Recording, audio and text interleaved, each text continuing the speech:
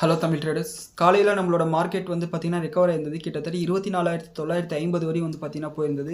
But அங்கேருந்து பார்த்தீங்கன்னா மெதுவாக விழுந்துகிட்டே வந்து இப்போ 250 பாயிண்ட் மைனஸ் ஆயிருக்கு.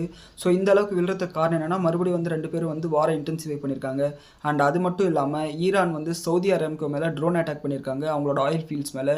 இதனால் வந்து பார்த்தீங்கன்னா க்ரூட் ஆயில் உற்பத்தி வந்து கம்மியாகிறதுக்கு வாய்ப்பு இருக்குது. அண்ட் அது மட்டும் இல்லாமல் ஏற்கனவே ஸ்டேட் ஆஃப் ஹார்மஸில் வந்து கப்பலை நிறுத்தி வச்சிருக்கிறதுனால க்ரூட் ஆயில் ப்ரைஸஸ் வந்து ஏறி இருக்குது.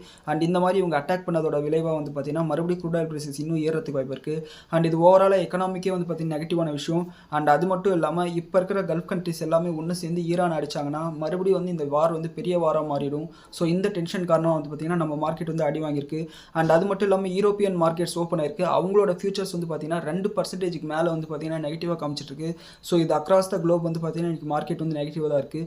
ஒரே ஒரு ரிலீஃபான விஷயம் என்னன்னா, நாளைக்கு நம்மளுக்கு மார்க்கெட் லீவ். அதுக்குள்ளார இந்த பிரச்சனை முடிஞ்சிருச்சுன்னா நம்ம மார்க்கெட் வந்து புதன்கிழமை வந்து பாசிட்டிவ் மாறிடும். ஸோ பொறுத்திருந்து பார்ப்போம். மேற்கொண்டு ஏதாவது ஒரு அப்டேட் வந்துச்சுன்னா நான் இதே மாதிரி பதிவிடுறேன். மறக்காமல் பாருங்கள். தேங்க்யூ.